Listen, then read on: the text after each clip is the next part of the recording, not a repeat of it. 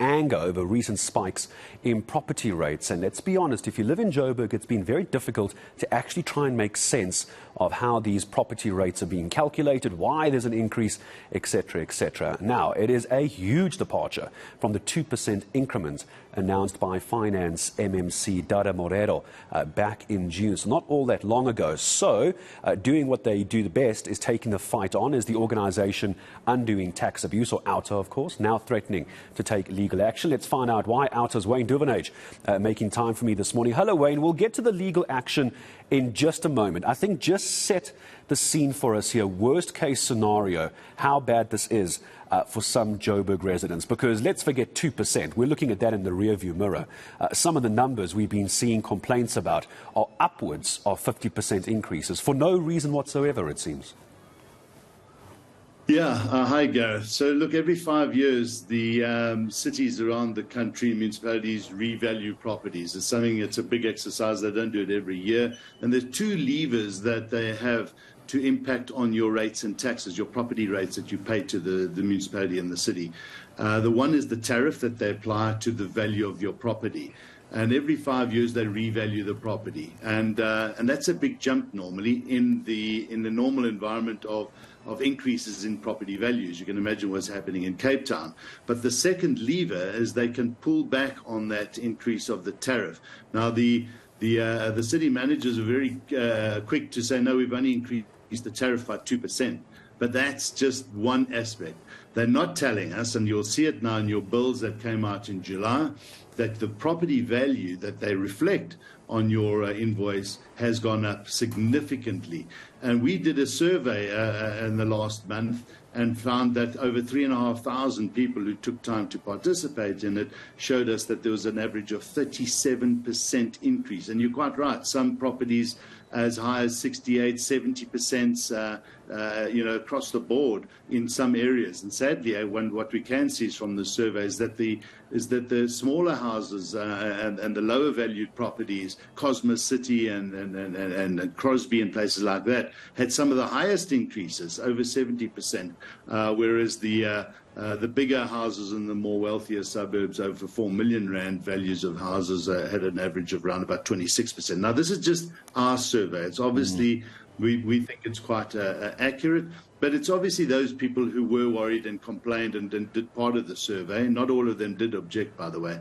So it's probably a bit less. But the average, Lightstone, these are companies that do scientific valuations of the increase of properties, tell us that over the last 5 years, the average property value in Joburg has only gone up by 9%. So there's something seriously amiss here. Yeah, no, there certainly is. And I think for many people who weren't, for example, taking part in your survey, or also weren't even taking it up to have it reviewed, Wayne, is probably because there wasn't enough, or there didn't seem to be enough communication about the implications for a property owner on what this means. Your property value gets reevaluated, gets pushed up, and has a knock-on effect, for example, on your insurance, etc., as well. Legal-wise, though, talk to me about how you're going to do this, because I thought the horse had bolted on this. I thought it was a done deal. If you didn't appeal, you lost out. But now you're taking the legal route. Well, not necessarily. What we have said is that we will always contemplate litigation, but as a very last resort. We are reaching out to the city. They don't communicate very well, and you're quite right. A lot of people didn't participate in the objection process because it has been very poorly marketed and advertised and engaged with the citizens. And I think they realized that, because by the 31st of March, the closure of the objection date, we don't think they got enough objections when they compared it to 2018's valuation roll, where there were over 50,000 objections at that time, and there were less properties, about 100,000 less properties than there are today. And by the end of, they extended that objection period to the 5th of May, and they still only got 40,000 objections, so far less than previously. So we don't believe they've done the public engagement process right, really bringing to the attention of the public that this is what's going to happen. Now, if you've missed that, there is still an opportunity, and we'll be putting that on our website for people to object again. It's a later objection process. It takes longer to fix those and to evaluate the properties and have your values readjusted on your invoices.